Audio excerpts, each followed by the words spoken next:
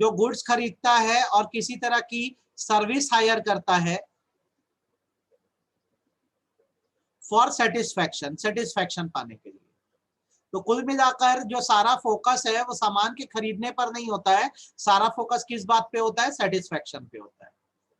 तो नॉर्मली हम ये मानते हैं कि जब हम बार बार इस सेटिस्फैक्शन टर्म को यूज करते हैं तो इस सेटिस्फैक्शन को हम एक नाम दे देते हैं, और ये जो सेटिस्फैक्शन है इसे इकोनॉमिक्स के टर्म्स में हम यूटिलिटी बोलते हैं। जब आप किसी चीज का इस्तेमाल करते हैं तो उससे होने वाली सेटिस्फैक्शन को यूटिलिटी बोला जाता है।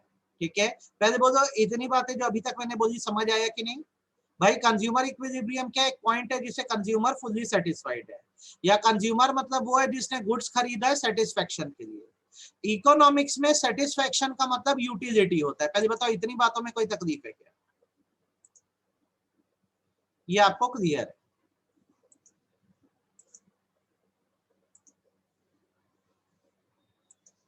ठीक, अब आगे जैसे आपने इतना समझ लिया तो हम आगे कंसेप्ट को समझ सकते हैं।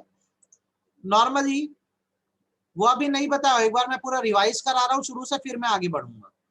मैं रिवाइज करवा दे रहा हूँ एक बार, फिर आगे बढ़ूंगा। तो आप देखिए अच्छे से सीखिए, ये यूटिलिटी है। अब यूटिलिटी को लेकर इकोनॉमिक्स में दो अप्रोचेस चलती हैं। अप्रोचेस मतलब फिलॉसफी चलती है। एक होती है cardinal utility approach, cardinal utility, और एक होती है ऑर्डिनल यूटिलिटी। भाई जो कार्डिनल यूटिलिटी है बोलती है कि यूटिलिटी डिराइव्ड फ्रॉम गुड्स, जो सेटिस्फैक्शन आपको सामान से आती है उसको मेजर किया जा सकता है, कैन बी मेजर्ड। और इसके लिए जो यूनिट यूज होता है उसको यूटिल बोलते हैं, यूटीआईएल, यूटिल्स में।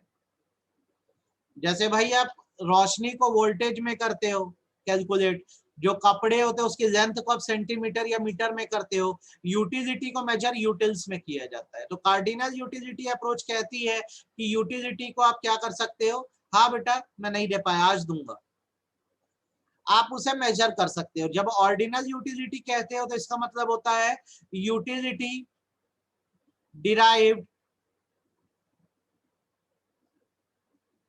Utility derived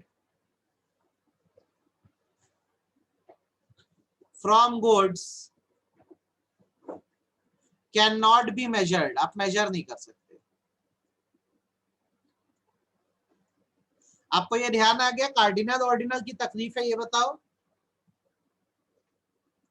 cardinal ordinal clear है? जहां यूटिलिटी मेजर की जा सकती है उसको कार्डिनल बोलते हैं, और जहां आपकी सेटिस्फेक्शन मेजर नहीं की जा सकती उसको ऑर्डिनल बोलते हैं। इसमें आपको कोई तकलीफ है क्या? हाँ या ना बोलो, क्लियर है? आप यस सर बोलोगे तो आगे बढ़ जाऊंगा। आपको मैं सारी चीजें जो पढ़ाया हूं वही आपस से याद दिला दे रहा हूं ताकि आपको पता रहे। अभी हम लोग क्या कर रहे हैं, यूटिलिटी का मेजरमेंट पढ़ रहे हैं, तो हम लोग कार्डिनल अप्रोच पढ़ाई कर रहे हैं क्लास में। कार्डिनल अप्रोच अपनी क्या बोलती है? तो कार्डिनल अप्रोच अपनी बोलती है कि भाई साहब आपकी जो यूटिलिटी या सेटिस्फेक्शन है वो मेजर हो सकती है, यूटिलिटी कैन बी मेजर्ड। और याद रखना जिन यूनिट्स में मेजर किया जाता है उनको यूटिल कहते हैं, यूटीआईएलएस, यूटिल्स। ठीक है, अब हम ये मानते हैं कि अगर यूटिलिटी को मेजर करना है तो कैसे करें, तो उसके लिए हम यूटिलिटी के दो टाइप्स कर देते हैं। एक कहलाती है मार्जिनल यूटिलिटी, जिसको ब्रैकेट में हम लिख देते हैं MU कहते हैं, और दूसरी कहलाती है टोटल यूटिलिटी, जिसको हम TU कहते हैं, टोटल यूटिलिटी माने TU कहते हैं। ठीक है, तो अगर आप मार्जिनल यूटिलिटी बोलते हो तो इसका मतलब होता है यूटिलिटी विच इज, यूटिलिटी मतलब क्या हो गया, सेटिस्फेक्शन हो गया, utility which is derived from taking additional unit of commodity। जितना ज्यादा आप किसी गुड्स के यूनिट को कंज्यूम करते हो उससे हर यूनिट के साथ आने वाली सेटिस्फेक्शन को मार्जिनल यूटिलिटी कहते हैं। जितनी बार किसी चीज के पीसेस को आप लगातार खाते जाओगे, हर पीस के साथ आने वाली सेटिस्फेक्शन को मार्जिनल यूटिलिटी कहते हैं। अब जब टोटल यूटिलिटी बोलते हैं तो इसका मतलब होता है total satisfaction derived from using all units of commodity। जब आप सारे यूनिट कंज्यूम कर देते हो किसी सामान के, तो उससे होने वाली टोटल सेटिस्फेक्शन को टोटल यूटिलिटी बोलते हैं। इस चीज को समझने के लिए हम एग्जांपल देते हैं तो ज्यादा बेटर होता है। सपोज करो एक पिज्जा है, पिज्जा एक गुड्स की तरह है जिसके 6 पीसेस हैं। तो इंसान एक साथ 6 पीसेस नहीं खाता है, एक एक करके 1 2 3 4 5 6 करके 6 पीसेस खाता है। तो अगर ये मेरे पीसेस हैं 1 2 3 4 5 6, तो सिस्टम ये चलता है बेसिकली कि मैं यहाँ पर एक मेजरमेंट दे देता हूँ कि मेरी जो मैक्सिमम यूटिलिटी आ सकती है वो मान लो 80 यूटिल्स आ सकती है। मतलब ये मेरा मैक्सिमम सेटिस्फेक्शन लेवल है। अब मैं यहाँ पे मार्जिनल यूटिलिटी लिख देता हूँ, यहाँ पे मैं टोटल यूटिलिटी लिख देता हूँ। तो होता क्या, नियम ये बोलता है कि जब भी आप फर्स्ट पीस खाओगे आपको फुल सेटिस्फेक्शन मिलता है, मतलब आप इसको 80 यूटिल पॉइंट दे सकते हो। फिर आप सेकंड पीस खाओगे तो आपको उतना सेटिस्फेक्शन या टेस्ट नहीं आएगा जो फर्स्ट यूनिट में आया था। तो ये धीरे धीरे फॉल होना शुरू होता है, लाइक ये 70 हो गया। फिर थर्ड यूनिट आप खाया तो ये आपका 50 हो गया। फिर ये आपका कितना हो गया, 30 हो गया। फिर आपका ये 30 हो गया और आखिरी में ये क्या हो गया, मान लो सॉरी ये 0 हो गया और आखिरी में क्या हो गया, -10 हो गया। तो आप देखोगे तो हर पीस के साथ धीरे धीरे धीरे धीरे क्या होता है कि आपका उस चीज को लेकर जो सेटिस्फेक्शन लेवल है वो फॉल होता जाता है। पहले बताओ बात समझ आई कि गई, खत्म है किस्सा? बात समझ आई कि नहीं आई? ये तो इतने दिन से यही तो मैं पढ़ा रहा हूँ, आप किसी चीज से सेटिस्फेक्शन की बात करते हो, पहले पीस में फुल सेटिस्फाई होते हो, दूसरे पीस से आपका सेटिस्फेक्शन लेवल फॉल होना चालू होता है, गिरना चालू हो जाता है। अब टोटल यूटिलिटी मतलब आप इसी का सम टोटल कर दो मार्जिनल यूटिलिटी का। फर्स्ट पीस को खा के यार अगर मार्जिनल यूटिलिटी आपकी 80 है तो आपका ओवरऑल सेटिस्फेक्शन भी 80 है। जब आप सेकंड पीस खा रहे होते हो, तब आप 2 पीस खा चुके हो, तो आपको ओवरऑल सेटिस्फेक्शन जो होता है वो 80 + 70 150 हो जाता है। 3 पीस खाने पर 80 70 50 200 हो गया। फोर्थ पीस खाने पर कितना हो गया, ये 230 हो गया। फिफ्थ पीस खाने पर कितना हो गया, फिर 230 है। और 6 पीस में अब आपका ओवरऑल सेटिस्फेक्शन गिर जाएगा, ये 220 हो जाएगा। ये कंसेप्ट समझ आया कि नहीं आया, ये बताओ, ध्यान है कि नहीं, क्लैरिटी है कि नहीं है?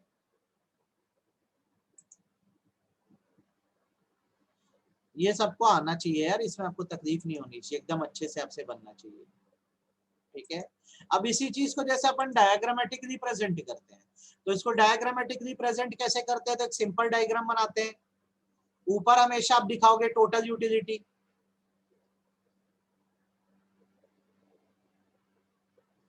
और नीचे क्या दिखाओगे आप,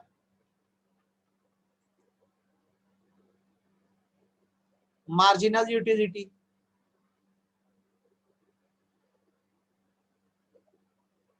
दोनों में आप यूनिट्स ही कंज्यूम कर रहे हो। तो जैसे पिज्जा के 6 पीस है तो 1 2 3 4 5 6, यहाँ पे पिज्जा के 6 पीस है तो 1 2 3 4 5 6। अब पहले आप जैसे टीयू का कर्व बनाते हो तो ये इनिशियली ऐसे ऊपर जाता है, फिर एक पॉइंट पे सेम हो जाता है, फिर नीचे जाता है। और अगर आप एमयू का कर्व बनाते हो तो ऐसे डिमिनिश होता जाता है, डाउन जाता जाता है और फिर नेगेटिव हो जाता है। आपको मैंने ऐसा ही कर्व सिखाया हुआ है और मुझे लगता है कि आपको ये आता है। ठीक है, आज आपको नोट्स भी दे दूंगा। ये ना यार देखो क्या है, ऐसे डम लोग जैसे आते हैं ना, बेवकूफ टाइप के, क्या मतलब है बताओ ना, खुद पढ़ना लिखना, खुद लीव कर दे, मैं क्या रिमूव करूंगा तुझे, खुद लीव कर दे यार, बेवकूफ है, ना पढ़ना ना लिखना। चलो तुम लोग ये बताओ बेटा, अभी तक जो पढ़े हो समझ आया कि नहीं, हाँ या ना? आपको ये रिलेशनशिप समझ आ रहा है? ये रिलेशनशिप समझ रहे हो कि नहीं समझ रहे हो, ये बताओ। आप समझ रहे हो। तो मैंने आपको एक रिलेशनशिप में एसेंशियल बात बताई थी, आपको ध्यान होगा। तो मैंने आपको क्या बताया था कि जब तक ये जो हिस्सा है यार आपका टोटल यूटिलिटी का इंक्रीज हो रहा है, बढ़ रहा है, आपकी टीयू इंक्रीज हो रही है, जब तक तब तक क्या हो रहा है, आपका जो एमयू है मार्जिनल यूटिलिटी है ये पॉजिटिव होता है, पॉजिटिव होता है। जब आपका टीयू मैक्स पहुंच जाता है, टीयू मैक्सिमम पहुंच जाता है, मतलब टोटल सेटिस्फेक्शन मैक्सिमम हो जाता है, तो एमयू 0 हो जाता है और इसे पॉइंट ऑफ सेटिएटी बोलते हैं, मतलब पॉइंट ऑफ फुल सेटिस्फेक्शन बोलते हैं। और फिर जब टीयू का डाउनफॉल होता है, टोटल यूटिलिटी आपकी डिक्रीज होती है, मतलब आपका सेटिस्फेक्शन गिर रहा है, तो आपको नहीं कंज्यूम करना था, आपका टेस्ट 0 हो गया था, सेटिस्फेक्शन फुल थी, मत कंज्यूम करो। अब फिर भी कंज्यूम करो तो यार ये डिक्रीज हो गया ना, तो ये एमयू आपका नेगेटिव हो जाता है। बस इतनी सी बात है। आपको ये रिलेशन पूरे क्लियर है कि नहीं है ये बताओ, ये आपको रिलेशन क्लियर है कि नहीं है सभी लोग को, और इन रिलेशन में कोई तकलीफ तो नहीं है, ठीक। चलो, अब जैसे आपने ये कर लिया, ठीक है, आपने यार ये पढ़ लिया मार्जिनल क्या है, टोटल क्या है, उसका रिलेशन क्या है। भाई सभी लोग हैंड रेज करके बताओ तो रिलेशन समझ आता है कि नहीं आता है तुम लोग को, ये रिलेशनशिप सबको समझ आता है कि नहीं आता।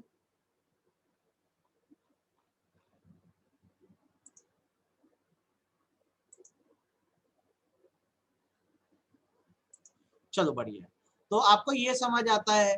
फिर मैंने आपको क्या किया है, जैसे ये पढ़ाया तो मैंने आपको एक लॉ के बारे में बताया था, एक नियम के बारे में बताया था। बेटा ये एकदम एसेंशियल, आपने एक पिछला वीडियो या तो देख लेना, हमेशा याद रखना टोटल यूटिलिटी का कर्व ऐसे ऊपर जाता है, कभी डायग्राम फिर थोड़ी देर में फिर बता दूंगा आपको। एक नियम मैंने कल की क्लास में बताया था, नियम का नाम था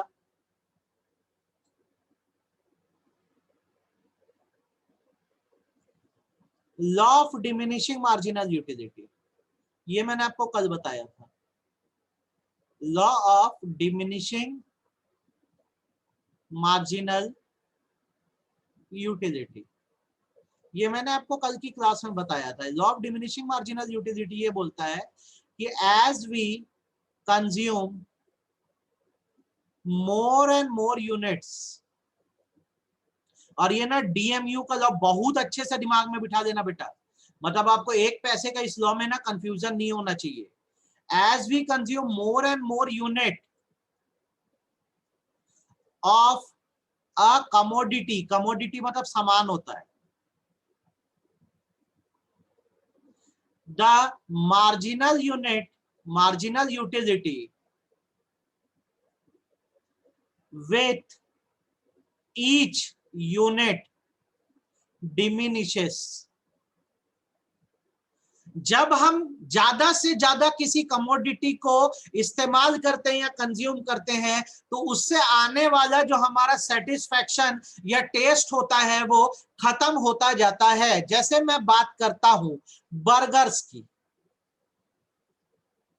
मैं बात करता हूं बर्गर्स की, ये मेरे को सेटिस्फैक्शन देते हैं 100 यूटिल का, यूटिलिटी का मेजरमेंट होता है 100 यूटिल का, बर्गर सेटिस्फैक्शन देते। तो सीधा सा हिसाब है कि जब मैं बर्गर खाना स्टार्ट करूंगा, फर्स्ट बर्गर तो मेरे को फुल सेटिस्फाई करेगा, 100 यूटिल की सेटिस्फैक्शन देगा।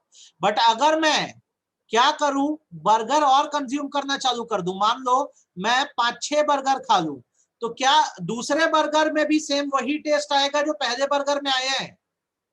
क्या सेम 100 यूटिल का ही टेस्ट आएगा कि ये कम हो जाएगा, आप बताओ।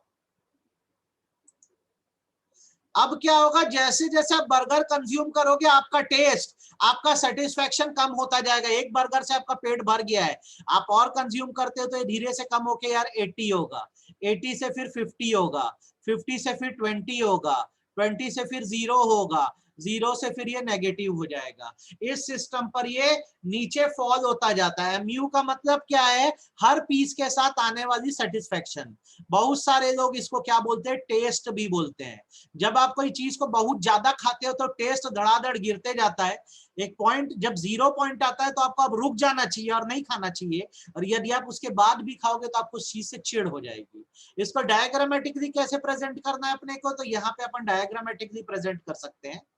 यहाँ पे हम अपनी मार्जिनल यूटिलिटी MU शो करते हैं, यहाँ पे 0.0 है और ये हमारे पीसेस ऑफ बर्गर है, 1 2 3 4 5 6 पीस ऑफ बर्गर है।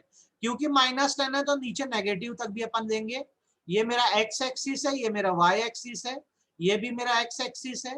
मैं यहाँ पर फिगर्स दे देता हूँ, यहाँ पे मैं दे देता हूँ 20 40 60 80 100, ठीक है। और नीचे मैं यहाँ पर दे देता हूँ -20 ताकि हमको क्लैरिटी रहे। अब क्या होगा, जब आप फर्स्ट पीस खा रहे हो तो आपका सेटिस्फेक्शन जो है वो 100 यूटिल्स का है, तो यहाँ पे हम दे देते हैं 100। आप जब सेकंड पीस खा रहे हो तो आपका कितना है, 80 है। आप जब थर्ड पीस यूज कर रहे हो तो कितना हो रहा है, 50 का आ रहा है। आप फोर्थ कर रहे हो तो कितना हो रहा है, 20 हो रहा है।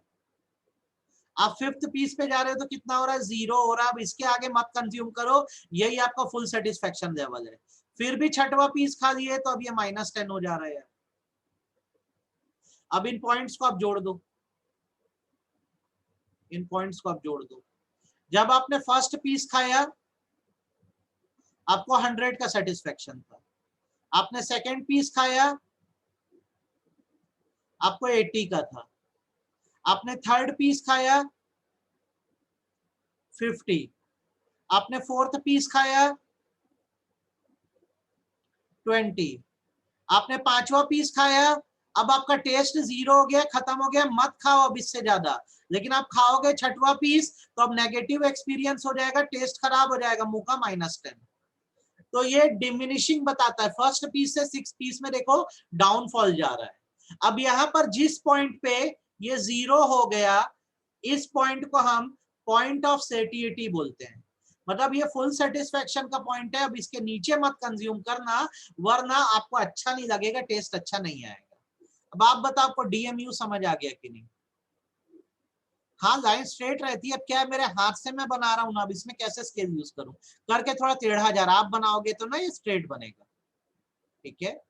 ये देखो, आप बताओ आपको ये समझ आ गया कि नहीं, हाँ या ना, फटाफट बता दो मेरे को।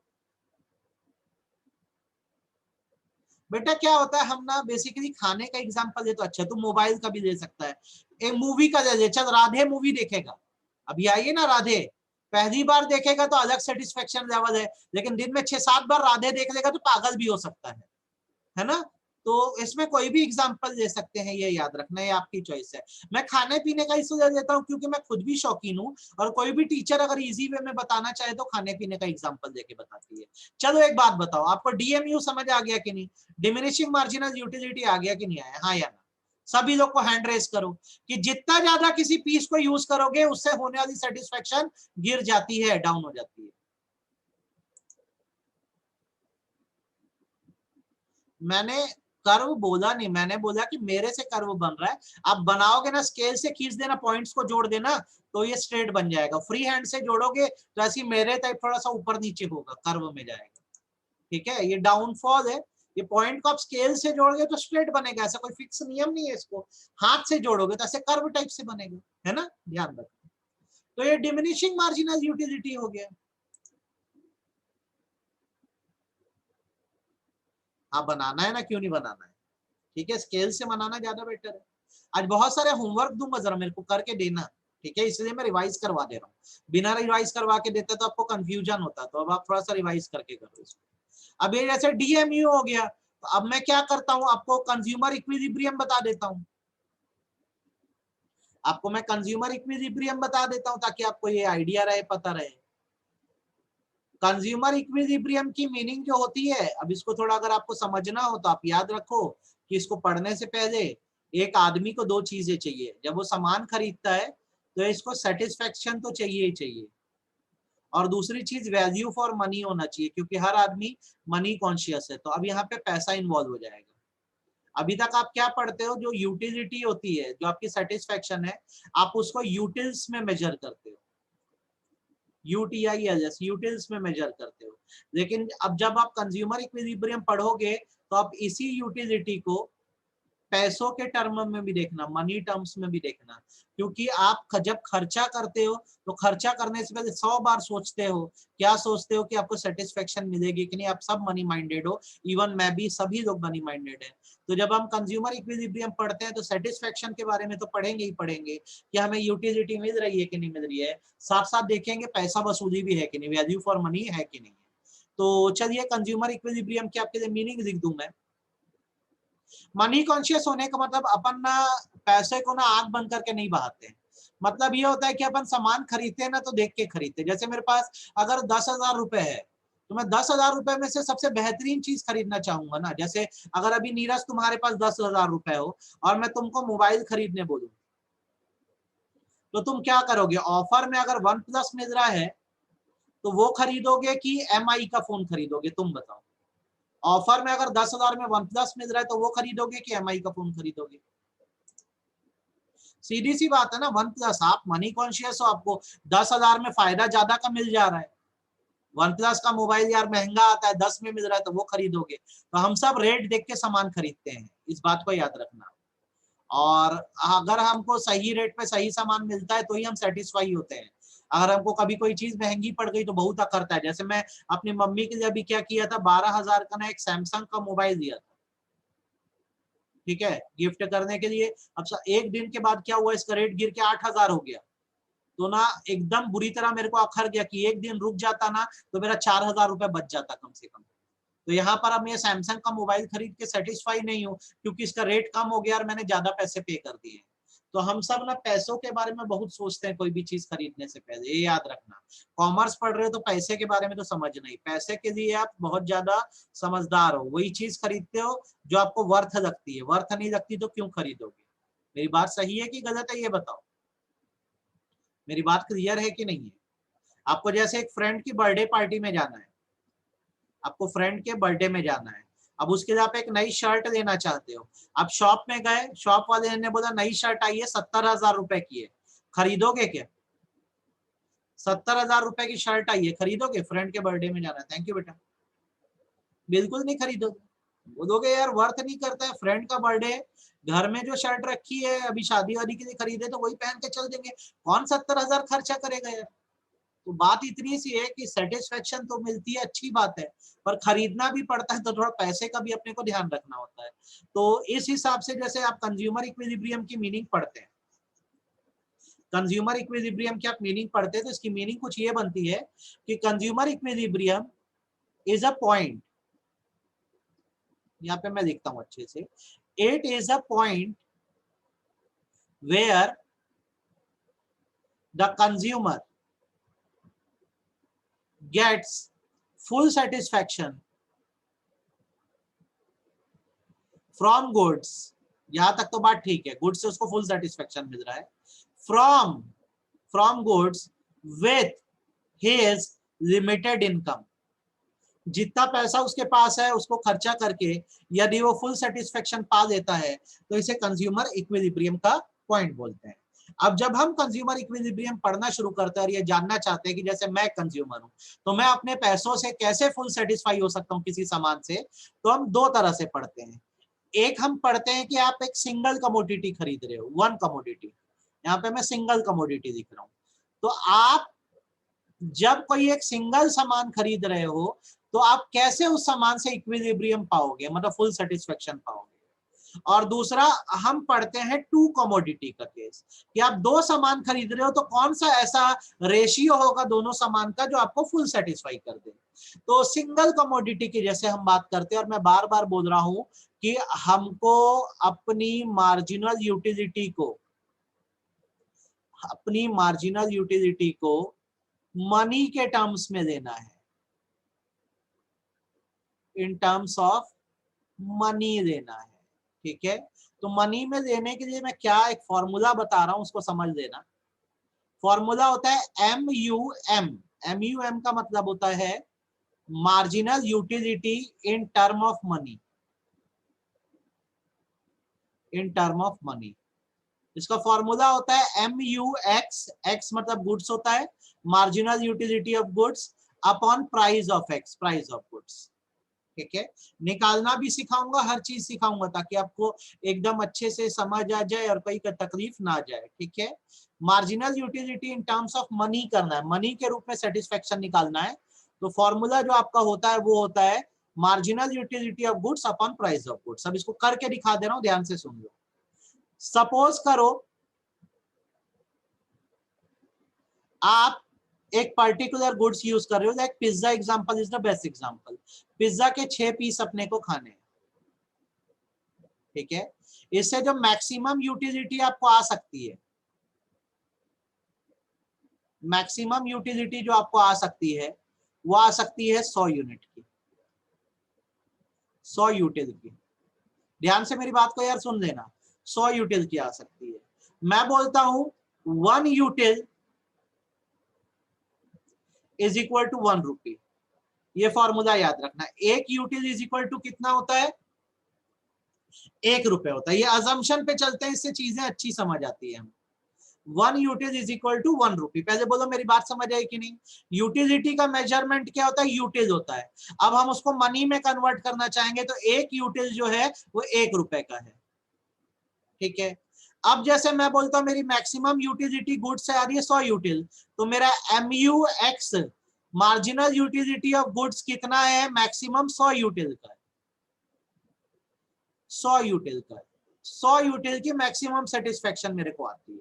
ठीक है, अब मेरे को अगर इसको कन्वर्ट करना है किसमें, मार्जिनल यूटिलिटी ऑफ मनी में, MUM में, तो मैं क्या करूंगा, 100 यूटिल जो मेरा MUX है अपॉन मेरा प्राइस क्या हो रहा है, हर यूटिलिटी का प्राइस क्या है, 1 रुपए है, P ऑफ X, तो ये 1।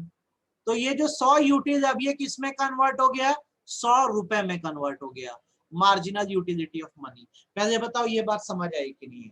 मैं बोला मैं 6 पीस पिज्जा खाऊंगा, मेरी मैक्सिमम सेटिस्फेक्शन 100 यूटिल की होगी।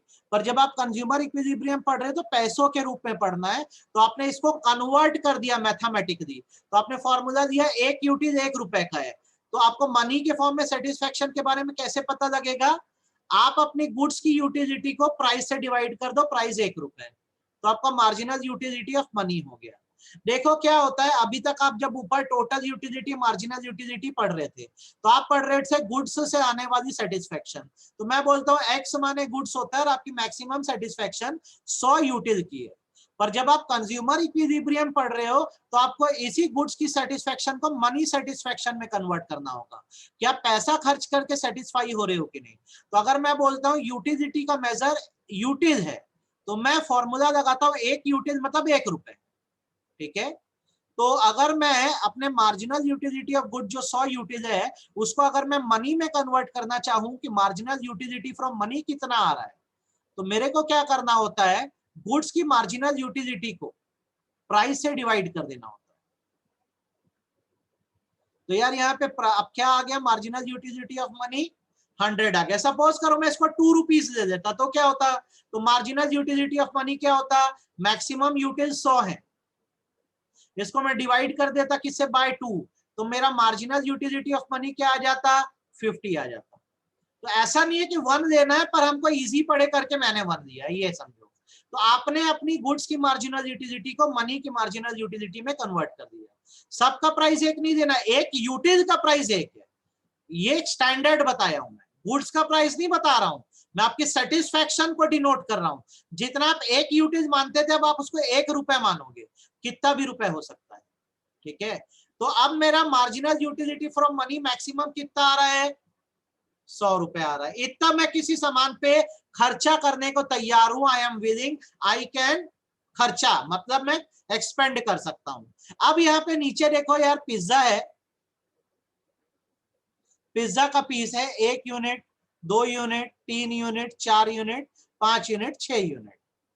आपने निकाला है आपकी मार्जिनल यूटिलिटी फ्रॉम मनी कितना है, सबसे मैक्सिमम 100 की है। मतलब आप एक पिज्जा के लिए कितना रुपए खर्च करने को तैयार हो, आपके लिए क्या वर्थ करता है ये, 100 रुपए तक दे सकते हो आप, you are willing to expend. आपको इतना मन है पिज्जा खाने का कि आप 100 रुपए तक खर्चा कर सकते हो एक पिज्जा के लिए। क्या दूसरे पीस पे भी उतना ही खर्चा करोगे, क्या दूसरे पे उतना ही खर्चा करोगे, ये बताओ हाँ या ना। क्या दूसरे पे भी उतना ही खर्चा करोगे? नहीं करोगे यार।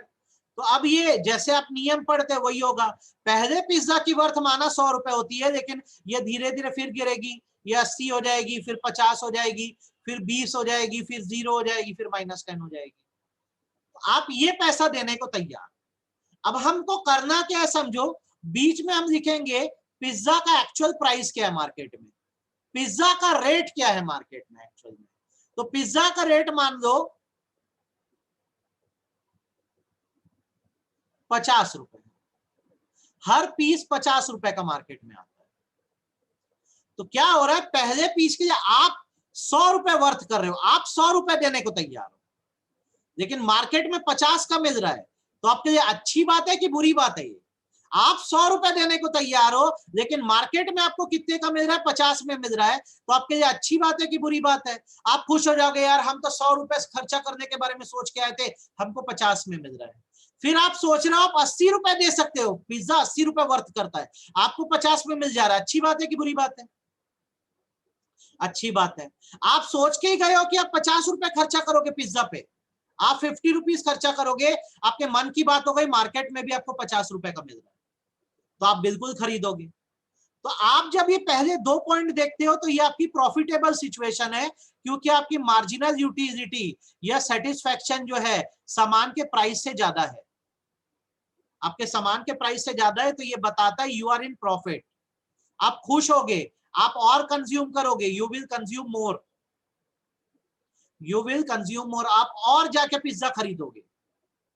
फिर तीसरे पिज्जा पे आप 50 रुपए देने को तैयार हो और सामने प्राइस भी 50 रुपए है, तो जितना आप वर्थ समझते हो उतने का ही मिल रहा है, तो ये इक्विलिब्रियम है। अब इससे ज्यादा पिज्जा मत खरीदो, नहीं तो अब आपको अखरने लग जाएगा, नुकसान होगा। MU is equal to PX हो गया, मतलब आप फुल सेटिस्फाइड हो यहाँ पे।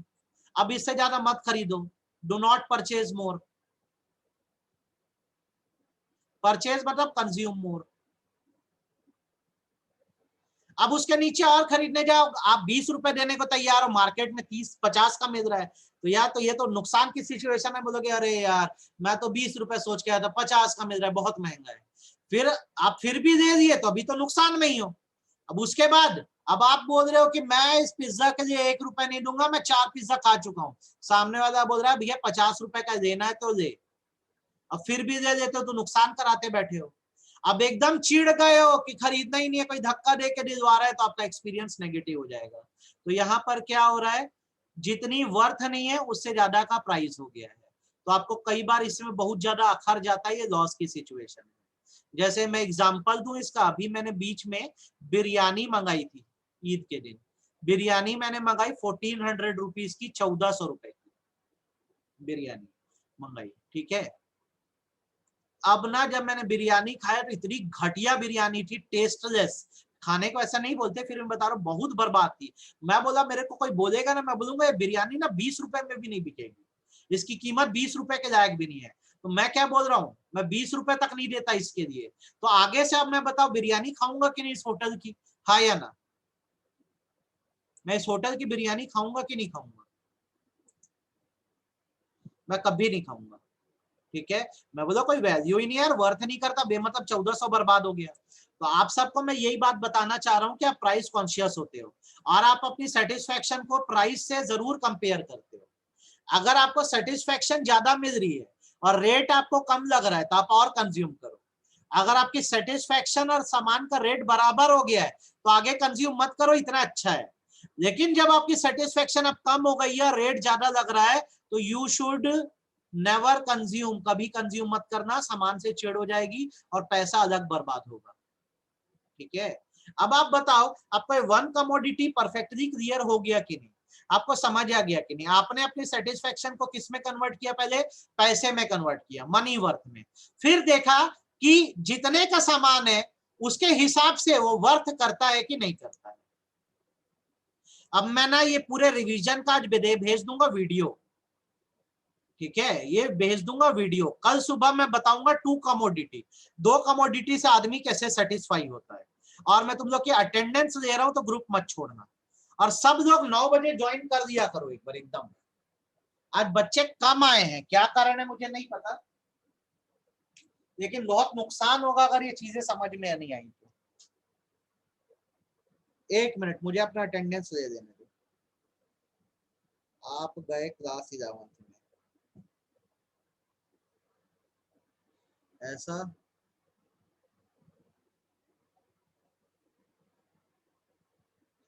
एक अटेंडेंस आया। और बेटा एक एक चीज तुम लोग को आनी चाहिए। आज होमवर्क दूंगा मेरे को, सब लोग करके देना।